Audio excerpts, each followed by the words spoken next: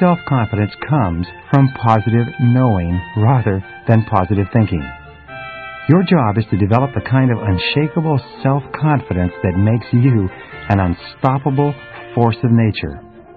Your job is to take every step possible to make yourself so positive that you become irresistible and able to accomplish any goal that you set your mind to. And one of the most important things you need is an absolute faith in your ability to overcome any adversity that the world can throw at you. Napoleon Hill said that persistence is to the character of man as carbon is to steel. He also said, before success comes in any man's life, he is sure to meet with much temporary defeat and perhaps some failure. When defeat overtakes a man, the easiest and most logical thing to do is to quit. That is exactly what the majority of men do.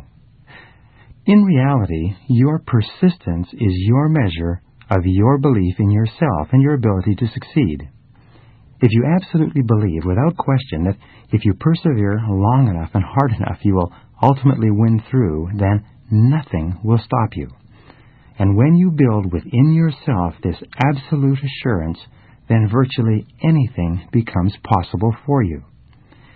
Robert Ringer, in his best-selling book, $1 Million Habits, says that the most important of all the habits that lead to great achievement is what he calls the reality habit. I choose to call this the reality principle, and it's consistent with the experiences of men and women who have achieved greatness in almost every field. Happy, successful people are intensely realistic. They do not allow themselves the luxury of self-delusion. They face the world as it is rather than the way they wish it would be. They accept the unalterable facts of life as given, and they work and plan their activities around them. It's easy to feel good about yourself and to have high levels of self-confidence when everything is going well. But the true test of a man or a woman is when you can keep your head and continue to function when things seem to be falling down all around you and everyone else is discouraged and often blaming it on you. These are the times when you really show the kind of stuff you are made of. The business school at Stanford University has done extensive research into the qualities of a man or woman that mark him or her for advancement into the executive suite and ultimately to the position of a president and chief executive officer. After examining dozens of qualities, they were finally able to identify 2 qualities that were most representative of the superior person in terms of assuring that the organization under their control would continue to survive and thrive in a dynamic and competitive world.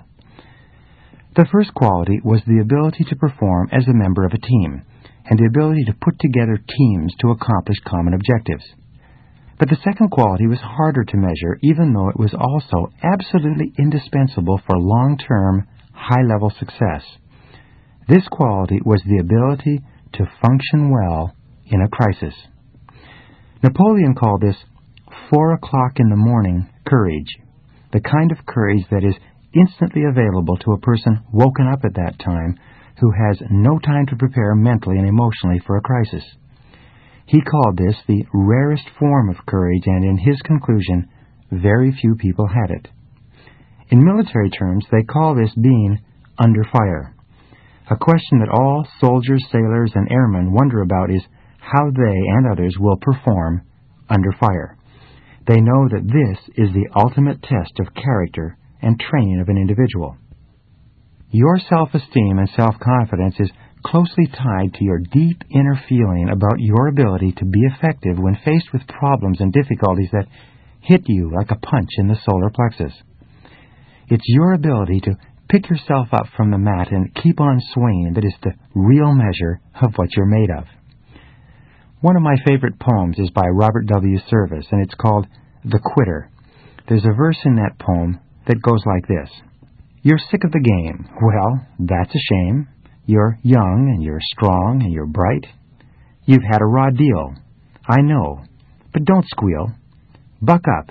Do your damnedest and fight. It's the plugging away that will win you the day, so don't be a piker, old pard. Just draw on your grit. It's easy to quit. It's the keeping your chin up that's hard." The quality of your entire personality is affected by how you deal with adversity and how well you keep your chin up. Successful and self-confident people are not those who don't have problems. They're merely those who deal with their problems in a different way from the average. B.C. Forbes, the founder of Forbes magazine, wrote that history has demonstrated that the most notable winners usually encounter heartbreaking obstacles before they triumphed. They won because they refused to become discouraged by their defeats. And so can you.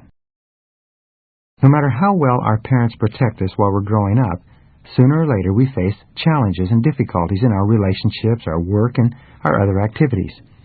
Each time we face one of these external challenges, we have the choice of either responding positively and constructively or of letting it overwhelm us.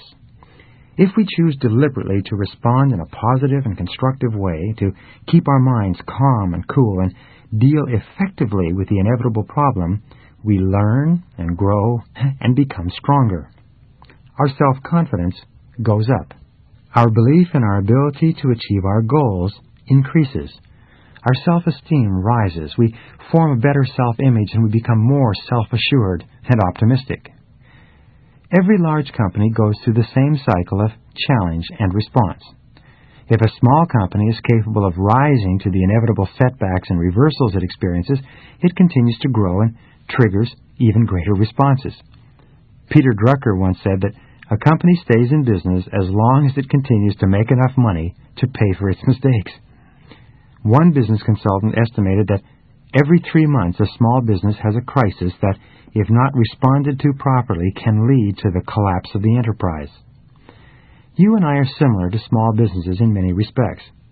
Fortunately, an inability to respond will not lead to something as final as a business collapse, but if for any reason we don't get on top of the challenges, but rather let them get on top of us, our self-esteem and self-confidence will go down, and our ability to deal with subsequent difficulties will diminish dramatically. As I mentioned before, almost everything that happens to you is determined by your response to life.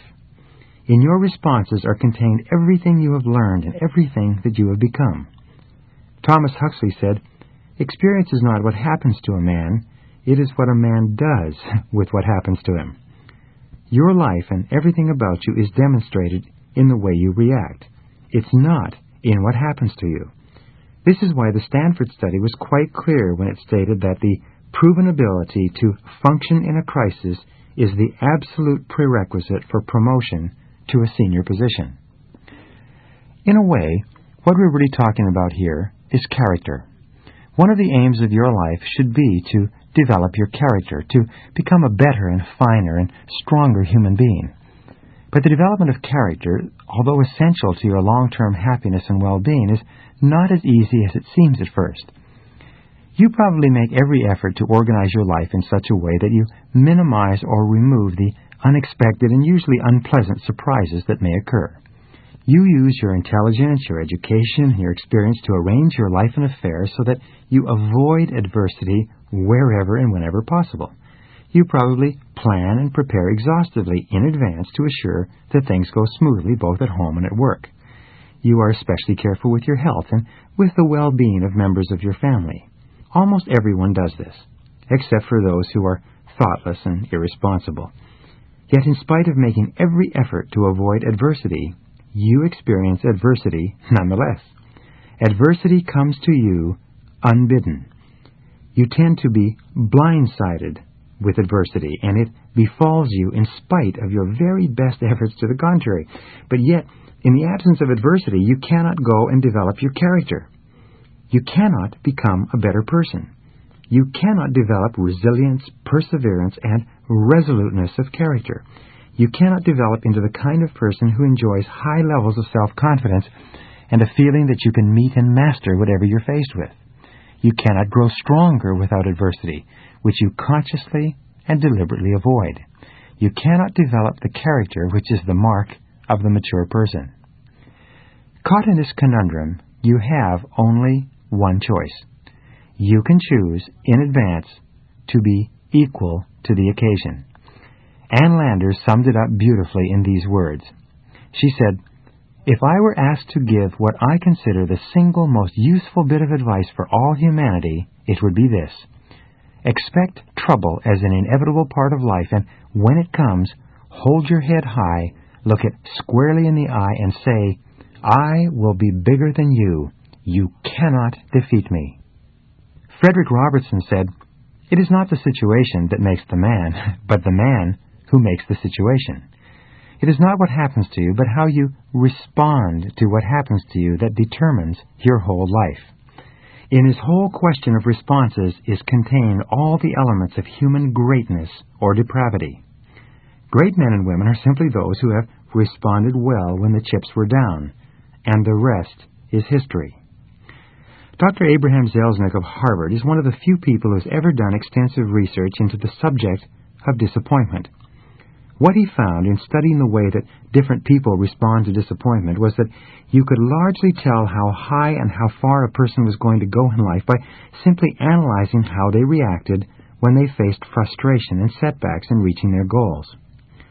Dr. Zelznick found that the great majority of people do not prepare mentally for the inevitable disappointments that come in life, and when they arrive, they tend to be taken off guard and emotionally overwhelmed.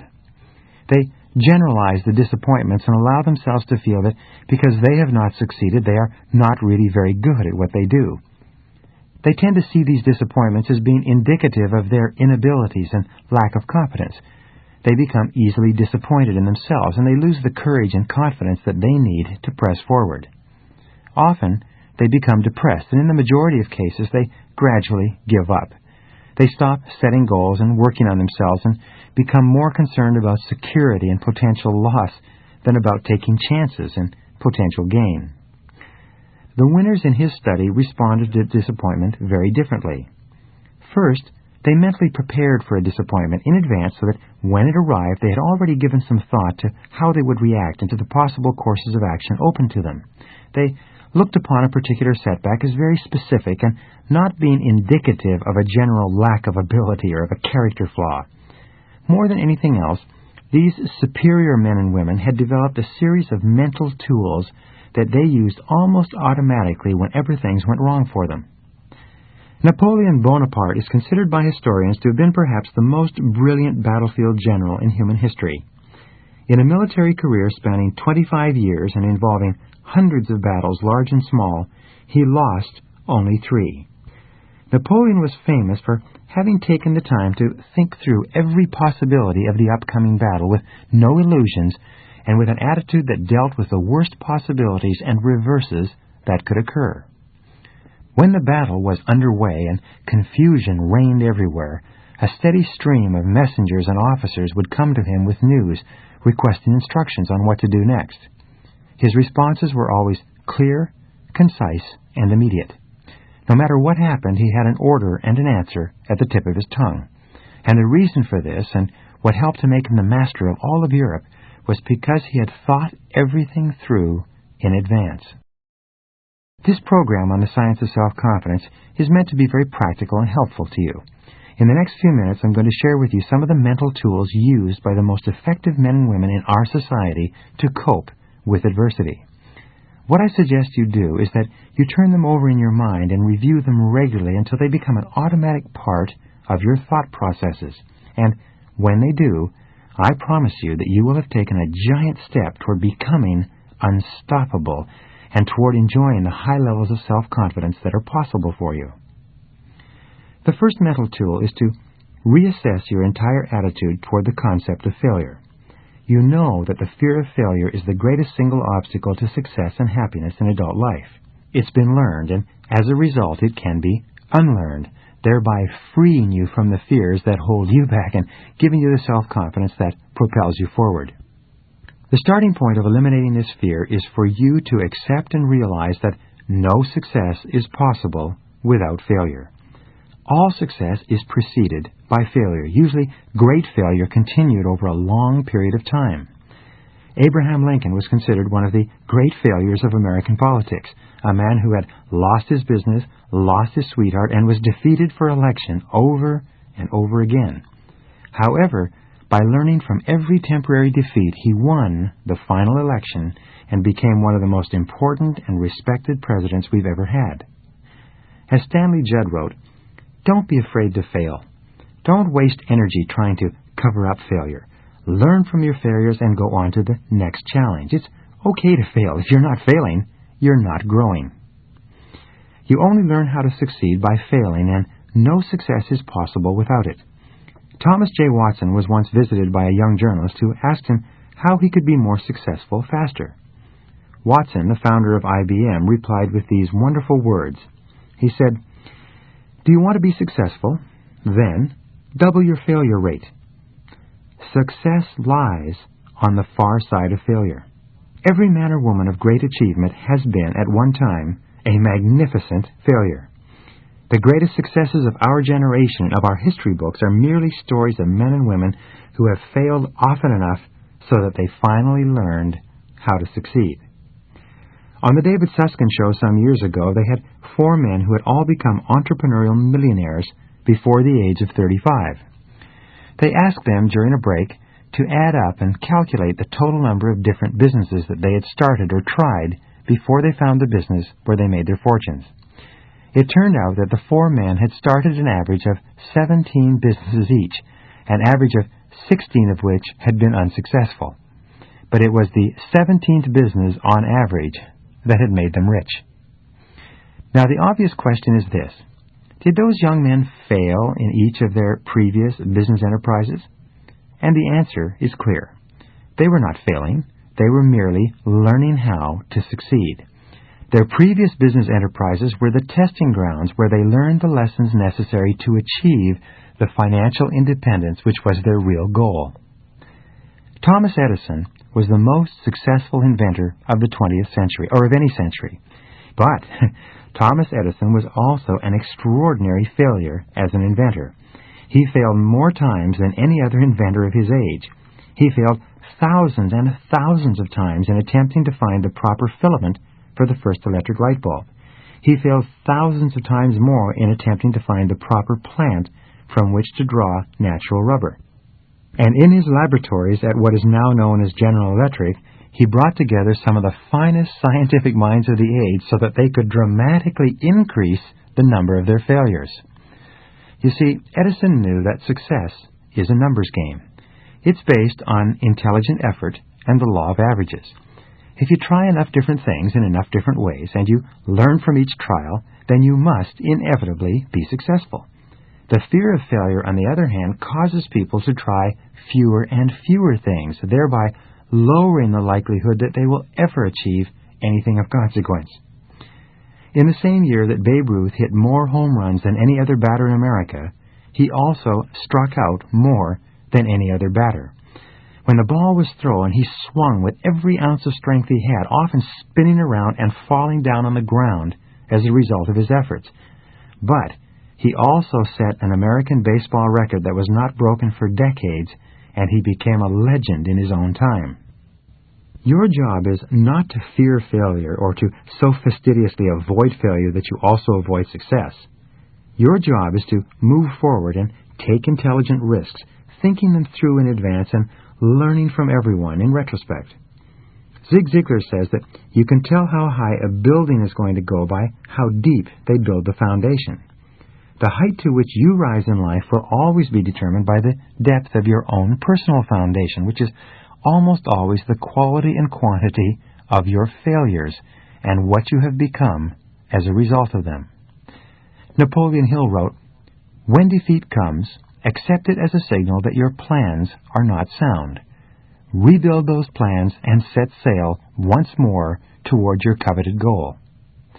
And Dale Carnegie wrote, "The successful man will profit from his mistakes and try again in a different way." The starting point of triumphing over adversity is to overcome the fear of failure, to the point where you are willing to proceed boldly in the direction of your dreams. We said before that whatever your emotions, they control your decisions and everything you do. When you write down clear goals and make detailed plans for their accomplishment and think about your goals all the time, you build within yourself the white-hot heat of desire which can eventually become so powerful that it overcomes any fear of failure that might hold you back. The more you think about your goals and talk about your goals and write out your goals on paper, the more determined you become to make them a reality, and the more likely it is that you will push yourself forward to overcome the petty fears that might hold you back. The second mental tool you can use to deal with adversity is called crisis anticipation, and it refers to your ability to think. Your mind is the most powerful tool that you have with which to apprehend reality. Everything you feel and all your reactions are initially determined by how you think about any subject. If you change the quality of your thinking, you change the quality of your life. And it begins by applying your ability to think to your existing situation. Crisis anticipation is the exercise of looking down the road 6 to 12 months and making a list of everything that could go wrong in the areas that are important to you. It's similar to what Napoleon did in anticipation of an upcoming battle. If you're in business, make a list of all the problems that might arise that could threaten the survival of your business. If you're in sales, make a list of all the things that could happen that could dramatically decrease your sales volume. With regard to your family, or even when considering a family vacation, make a list of all the unexpected events that could occur that would derail your plans and goals. In one business, with 11 salespeople, the owner found that more than 60% of the sales were coming from 2 of the salespeople. If one of those people quit, or worse, went to work for a competitor, the company's sales volume would decline dramatically, and its ability to survive might even be threatened.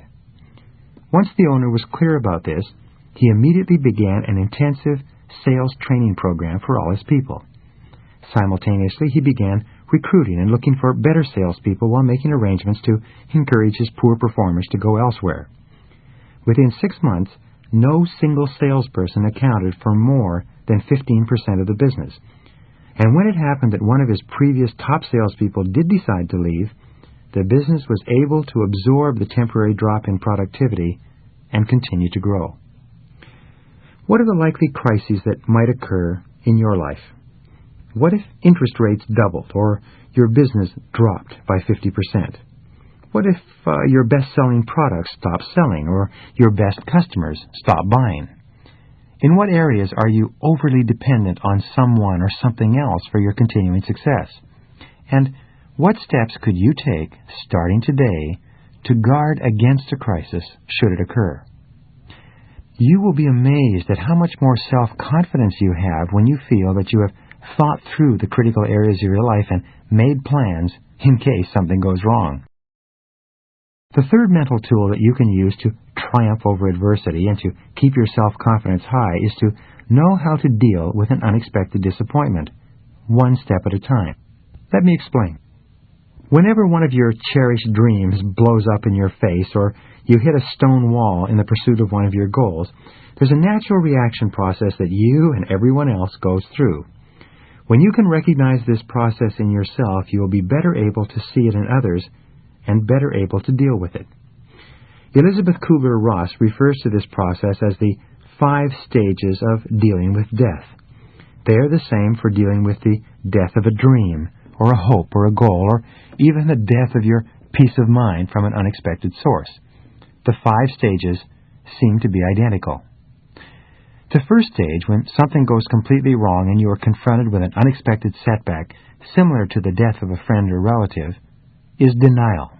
You simply refuse to face it. When a company is in trouble or a person's career is not going well, this is the most common reaction. In this first stage, you refuse to accept what has happened as a reality. You say something like, "I can't believe it," or you say, "That can't possibly have happened." You demand proof, and you immediately want to phone somebody or get information to verify what you've been told. The second stage, once you confirm that what has happened is an actual fact, is anger.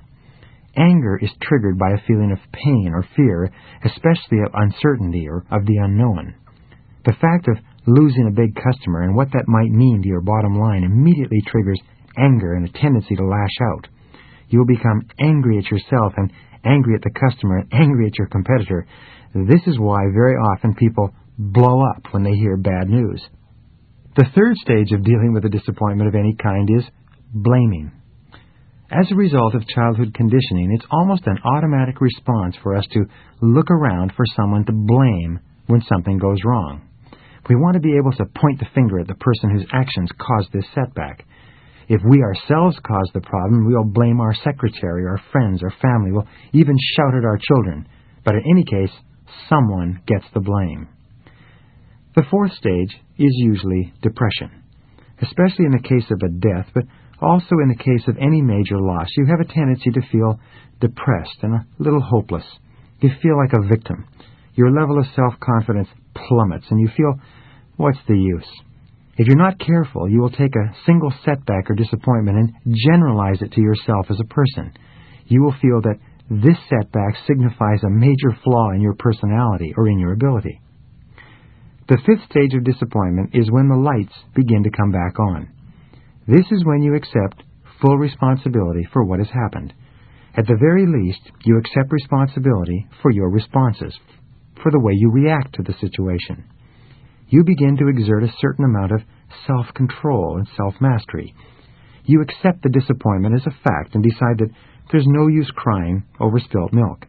You say to yourself something like, well, what cannot be cured must be endured. Once you've accepted responsibility and turned your eyes upward toward the future, toward what can be done rather than toward what has happened, you move to the final stage, and that is the stage of action. You consciously choose the future over the past. You become solution-oriented rather than problem-oriented. You begin to look for the valuable lesson you can learn from this situation. You begin to think how you can minimize the damages and maximize any opportunities that might arise out of this setback. Friedrich Nietzsche, the philosopher, is famous for having said, "What doesn't kill me makes me stronger." You know that the only antidote to negativity and worry and low self-esteem is positive, purposeful, constructive action in the direction of your goals. As soon as you get busy, your self-esteem and your self-confidence start to go up again. You start to feel more in control of your emotions and of your life. You stop making excuses and you start making progress. You start thinking about how you can turn this situation to your advantage. And the most important thing you can do in dealing with any setback is to deliberately move through the 5 stages as quickly as possible. In the final analysis, you triumph over adversity by having clear values, clear goals and plans, and complete control over your mind and your thinking. You win by resolving to persist, no matter what the odds, no matter what happens, until you succeed. You recognize that persistence is a form of courage. It is the courage to endure in the face of adversity and disappointment, and it is the quality which guarantees that ultimately you will be successful. Calvin Coolidge, President of the United States, summed this up when he wrote, "Nothing in the world can take the place of persistence. Talent will not. Nothing is more common than unsuccessful men with talent. Genius will not. Unrewarded genius is almost a proverb. Education will not. The world is full of educated derelicts. Persistence and determination alone are omnipotent." Persistence is self-discipline in action. Each time you exert the self-discipline to persist in the face of adversity and disappointment, your self-esteem goes up. By engaging in the action of persistence, you build up your resistance to taking the easy way out. You create the friction that comes from going against your natural tendencies. You generate the heat that crystallizes your character at a new, higher level. And with this higher level of persistence, self-discipline, and character, your self-esteem, self-respect, and personal pride go up. Your belief in yourself serves as a deep foundation of confidence upon which you build a great life. You become more positive, more optimistic, and more unstoppable in everything you do. And you do this because, as Churchill said, you never give up. Never, never give up. One of the most valuable exercises you can engage in accomplishing any goal is to ask yourself, what is my limiting step? What is the one factor that determines how quickly I can achieve my goal, or whether I achieve it at all? The ability to identify your limiting step is one of the best demonstrations of your intelligence, and your capacity to eliminate this limiting step is one of the best demonstrations of your overall competence in achieving anything you want. In looking over everything that's been written or said about personal success, the conclusion I came to was that your level of self-confidence is probably the limiting step in everything you accomplish. As I've said throughout this course, when you have enough self-confidence, you will try almost anything. Because success is largely a matter of averages or probability, the more things you try, the more likely it is that you will achieve greatly. When you set more goals and try more things, engage in more activities, and explore more opportunities, your probabilities of ultimate success go up astronomically. And the only real limiting step that you might have is your level of self-confidence. When you reach the point where you believe in yourself absolutely, the barriers that exist in your external world will not stop you. As soon as you win the inner battle, the outer battle seems to take care of itself. The development of self-confidence has been the turning point in my own life.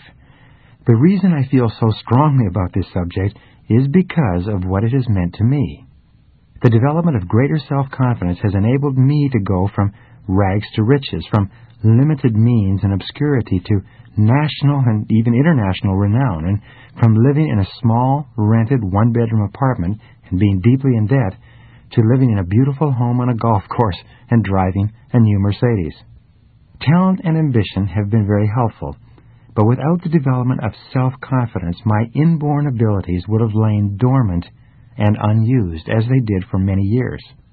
Before I gained enough self-confidence to make a difference, my background wasn't very exciting. I came from a home with 3 younger brothers, and while I was growing up, we never seemed to have very much money.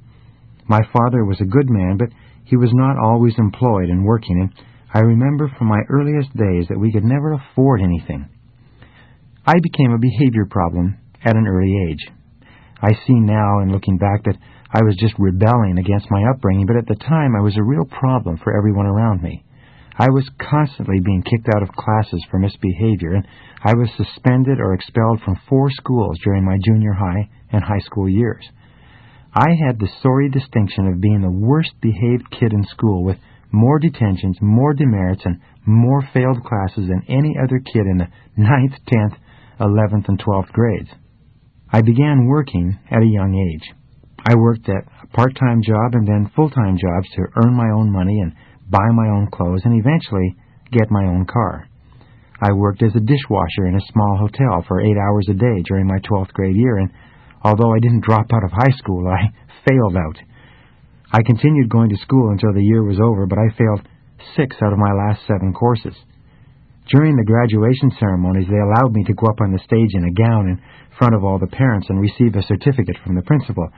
The person in front of me received the diploma, and the person in back of me also received a diploma, but what I got was a leaving certificate.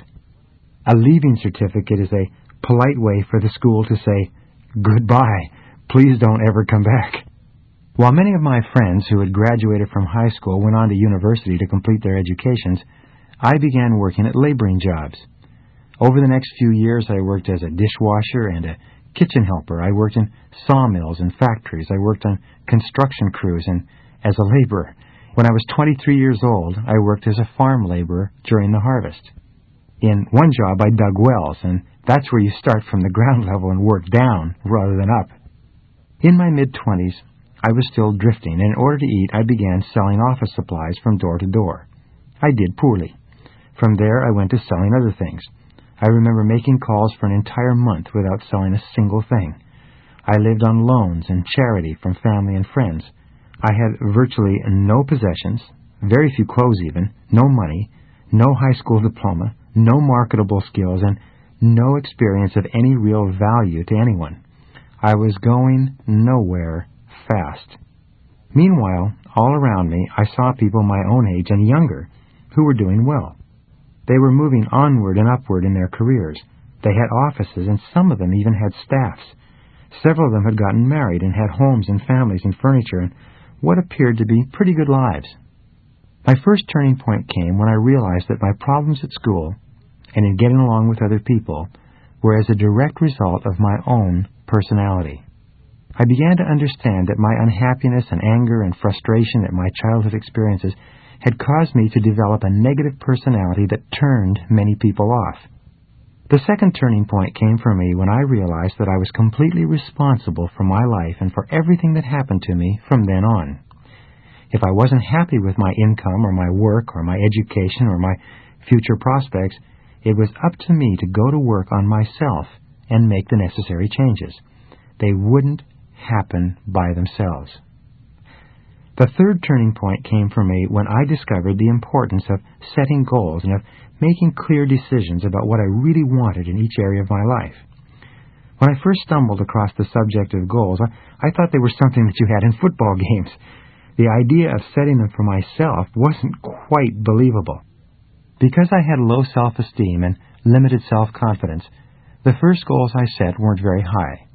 They were consistent with what we talked about in Session 2 of this program, but I looked upon the exercise as more of an entertainment than as an important stepping stone to success.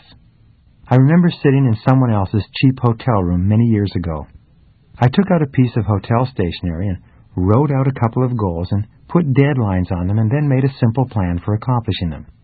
I promptly lost the sheet of paper, but exactly 31 days later, just as I had written, and as the result of a remarkable series of coincidences, both my goals were achieved. I was in my 20s at the time, and I still remember the feeling of astonishment I had at that time. I felt that I had learned of a secret power that I could use to accomplish almost anything. Well, I had learned 3 success ideas. First, accept complete responsibility for yourself and for everything that you are and ever will be. Second, accept that you can change your situation only by going to work on yourself and learning the things you need to know to be better. And third, set clear goals with timelines for the things you want, and then go to work to bring those goals into reality. For the next few years, I used these ideas sporadically. Each time I did, I would experience a burst of success and progress. As soon as I achieved a modicum of success, I would abandon these ideas and go back to simply reacting and responding to whatever happened on a daily basis. It took me several years before I finally began practicing these ideas and many others that I've mentioned in this program on a regular basis, and I began to get results in a systematic and consistent way.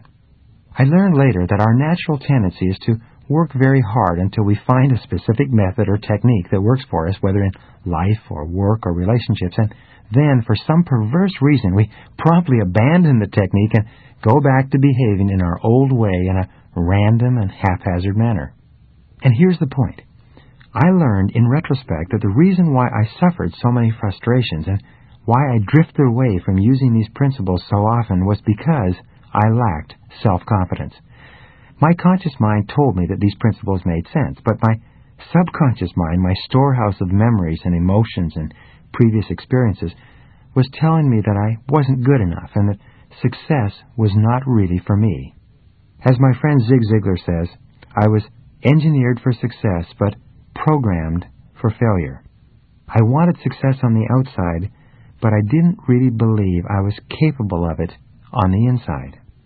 The fourth turning point for me, and the reason that I've produced this program for you, was my discovery that I could develop any quality that I thought was necessary for my success and happiness. I learned that by hard work and repetition, I could overcome and override my feelings of inferiority and undeservingness and build up my feelings of self-esteem and self-confidence. I could identify and then alleviate my own bottlenecks or limiting steps. By going to work on myself systematically, I could build myself up into the high-achieving, happy person that I really wanted to be. By taking my foot off my own subconscious brakes and putting them onto my conscious accelerator, I could begin to move ahead rapidly in life. And the key, the spark plug, was the conscious and purposeful development and maintenance of high levels of self-confidence. Every successful man or woman that I've ever talked to or read about has come to pretty much the same conclusion. By every measure, you have more talent and ability than you can ever use in an entire lifetime. You too can step on the accelerator of your own potential and begin moving forward at a speed that will amaze you. So here's the question. How do you infuse your whole life with the kind of self-confidence that makes everything possible for you? Well, here are what I call the 4 Ds, which underline success in anything you want to accomplish. The first D is desire. You must really want to become a totally self-confident human being. Your desire must become so intense that it overrides your fears of failure and rejection and inferiority, and it becomes the dominant emotion governing your behaviors. The second D is decision. You must make a do-or-die decision that you will go to work on yourself and keep at it until you achieve the kind of self-confidence that enables you to do and be and say whatever you want. The third D is determination. Once you have started to make significant changes in the way you act, your internal gyroscope will try to take over and bring you back into your comfort zone, into your old ways of acting. Sometimes progress will be slow, and often you'll see no progress at all. Nonetheless, you must persist in the positive and constructive behaviors that you know will lead to making you into the kind of person you wish to become. Your determination must be as unshakable as the self-confidence that you desire. The fourth D is discipline. Underlying and surrounding all great achievement in life is the quality of self-discipline. This is the ability to make yourself do what you should do, when you should do it, whether you feel like it or not. If you have the desire to change and the decisiveness to take action, the determination to persist on your forward track, and the discipline to make yourself do whatever you need to do, your self-confidence and your success are inevitable. We said earlier that self-confidence comes from positive knowing rather than from just positive thinking or hoping. It's only when you have a firm conviction or belief in your abilities based on experience that you really know that your self-confidence is not an act. This is why every act of self-confidence builds your self-confidence. Every success you experience builds your self-confidence and your ability to achieve further successes. Every mental exercise that you engage in to improve and strengthen your personality builds your self-confidence. And everything that you learn and practice from the lives of other self-confident people improves your own self-image, increases your own self-esteem, and raises your own self-confidence. In the mid-'80s, the Gallup organization conducted one of the most exhaustive surveys into the reasons for success ever conducted in America. They selected 1,500 men and women whose names and biographies appeared in Marquis' Who's Who in America, the most prestigious register of noteworthy individuals in the country. They asked them, at great length, what they felt were the reasons why they had become so well known and respected in their lifetimes. This group, by the way, included Nobel Prize winners, university presidents, heads of Fortune 500 corporations, leading academics, writers, inventors, entrepreneurs, and even a high school football coach who continued to have a significant impact on the lives and personalities of the young people he trained. After many months of research and interviews, they were able to isolate the 5 most important qualities for success and self-confidence in America, and their findings turned out to be consistent with virtually all the other research that's been done in this area. The first and most important quality of all is simply called common sense. Common sense was defined by the participants in this survey as the ability to cut to the core of a matter, to recognize and deal with the essential elements of a problem or a situation, rather than getting sidetracked by smaller issues or symptoms. Another definition of common sense was the ability to learn from experience and then to apply those lessons to subsequent experiences. Perhaps another word for common sense is wisdom. Aristotle once defined wisdom as an equal combination of experience plus reflection. You are far, far wiser than you know. In fact, based on your experience, you probably have the ability to be far more effective than you are just by applying what you've already learned. The problem for most people is they simply do not take enough time for reflection. Perhaps the two best questions I've ever heard for personal growth are these. After every experience, successful or unsuccessful, stop and do an instant replay of the experience, preferably on paper, and ask yourself, first, what did I do right? And second, what would I do differently? If you take a piece of paper and write at the top of the page, what did I do right? And then write down every single part of the experience that you did correctly, you will be accelerating your development of common sense. By analyzing your immediate past performance like the football players do on video, you will find yourself getting better at a rapid rate. The very fact that you take time to reflect will cause you to improve in the areas you pay attention to. When you ask, what would I do differently, you begin to see all kinds of possibilities for improvement.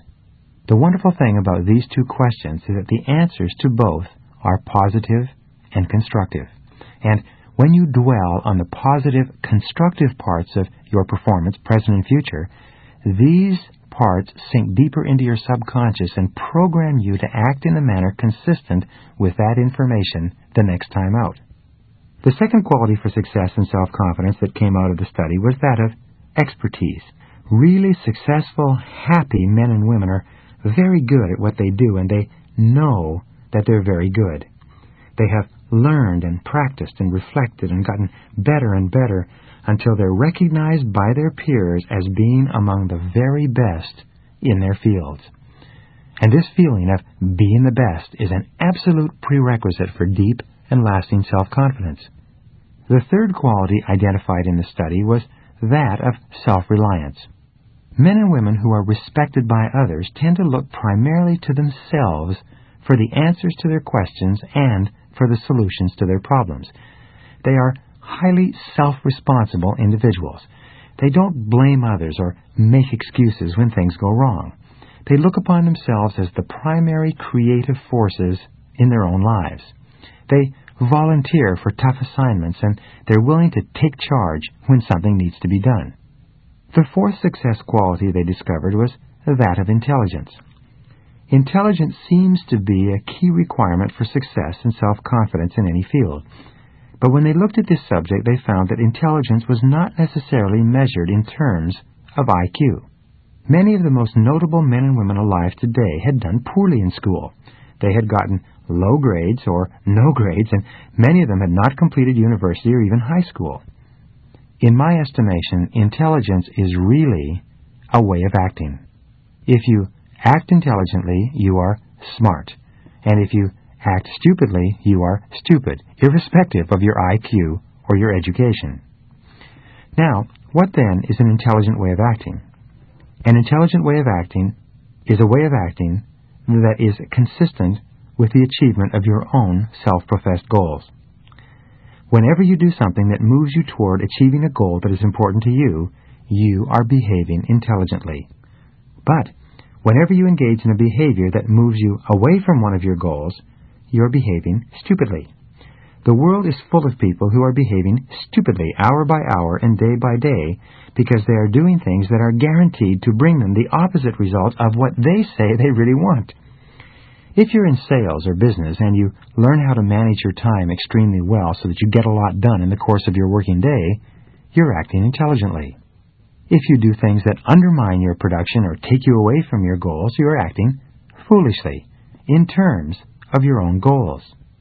And here's the key. Everything you do is either moving you toward one of your goals or moving you away from it. Nothing is neutral. Everything counts. Each act you engage in is either a positive act that goes on the positive side of your personal balance sheet, or it's a negative act that goes on the negative side of your personal balance sheet. A great life, as we said before, is simply a life that has far more marks on the positive side than it does on the negative side. With regard to self-confidence, every time you do something that is moving you in the direction of something that is important to you, you feel a little like a winner. And every time you don't do things that move you in that direction, you feel like a loser. And these behaviors are not only progressive, they are habitual. The more you engage in one behavior or the other, the easier and more repetitive that behavior becomes. The more you engage in winning behaviors, the more consistently you act and feel like a winner. The higher will be your self-confidence, and the greater will be your belief in yourself and in your goals. The final quality of success determined in the study was that of a result orientation. This just simply means that you know that you are capable of getting the results for which you are responsible. All highly respected men and women are recognized as being the kind of people who can get the job done, whatever it is. They are invariably a decisive, results-focused action people. They have a bias for action and a sense of urgency. One of the most intelligent things that you can do is to increase your ability to do the things and get the results that determine your success. The greater your results, the higher will be your self-confidence and self-esteem. You will be promoted more often and paid more money because you will be producing a higher quality and quantity of work. You will receive other job offers, and you will be immune to economic downturns because your services will be invaluable. By developing intense result orientation, you guarantee yourself a future of success and prosperity. I spoke earlier about the importance of selecting your values and organizing your entire life around what you believe to be right and good and true. As long as you know that you are living consistent with your highest principles, your self-confidence rests on an unshakable foundation. I've talked throughout about the importance of setting clear goals and deciding exactly what you want in every area of your life. You know that big, important, challenging goals, clearly defined, improve your overall self-concept and build your self-confidence.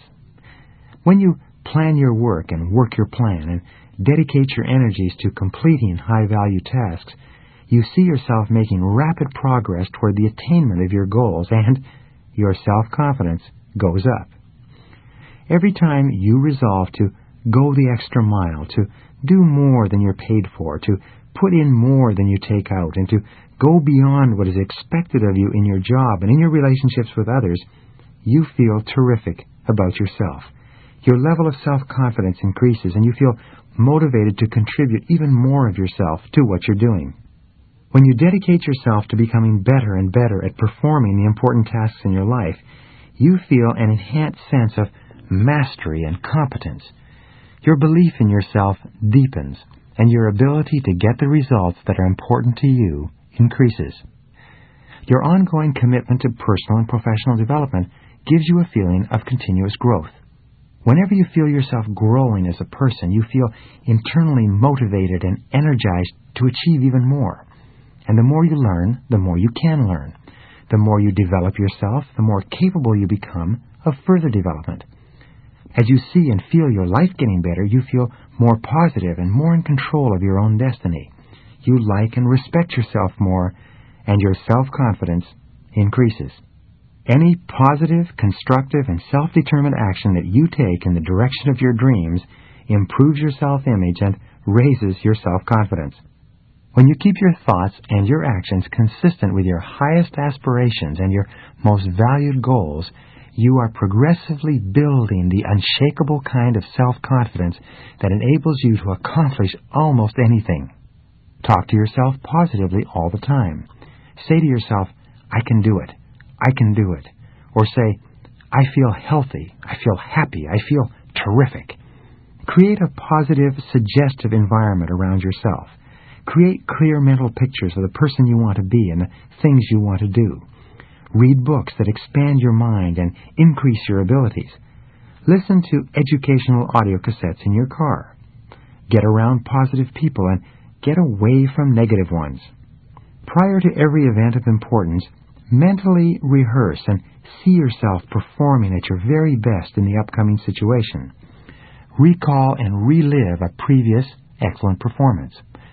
Before falling asleep, think about the things you did right during the day and the things you're going to do better in the days to come. Soak your mind in positive images of you at your personal best. Whenever something happens that throws you off balance, stabilize yourself by thinking about your goals. Because of the law of substitution, you can only think one thought at a time, and if you think about your goals, your mind will instantly become positive again. Whenever you have the choice of doing what is fun and easy rather than what is hard but necessary, force yourself out of your comfort zone in the direction of your dreams. Consciously resist the temptation to go easy on yourself. Remember that the comfort zone is the great enemy of human performance and human potential. It is only in the area of challenge and risk, where you force yourself just beyond what is comfortable and easy for you, that the possibilities of success await. Each act of courage and boldness on your part not only builds additional courage and boldness, but it also builds your self-confidence. The more often you dare to go forward, even in the face of uncertainty, the more likely it is that this type of courageous behavior will become a habit for you. You will gradually act yourself into feeling unafraid in almost all situations. There will be nothing that you won't risk or try. You will develop such confidence in yourself that you absolutely believe in your ability to succeed, even against difficult odds. And because success is based on the law of averages, you will ultimately succeed, and succeed greatly. Be sure to take good care of yourself physically every hour and every day. If you're not happy with your physical appearance, go to work to improve it. Set a series of goals to be at your perfect weight and to wear the ideal clothes for you and to be perfectly groomed in every respect. Your self-confidence is strongly affected by your self-image. Your self-image, on the other hand, is largely determined by the way you think that other people see you. When you work hard on yourself and take the time to produce an image that you know is attractive to other people, you feel wonderful about yourself and your self-confidence goes straight up.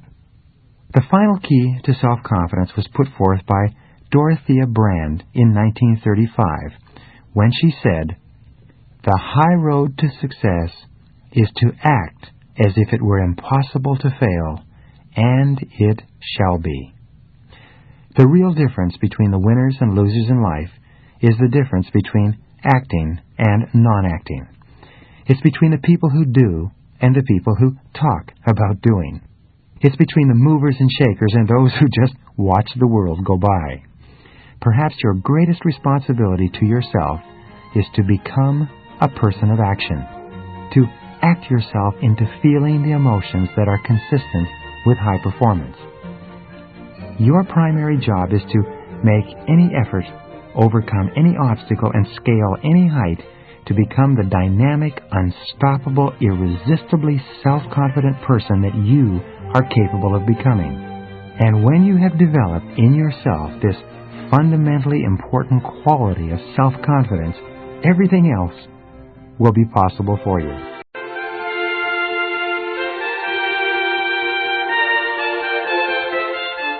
We urge you to once again think about a question Brian posed in the first session of this program.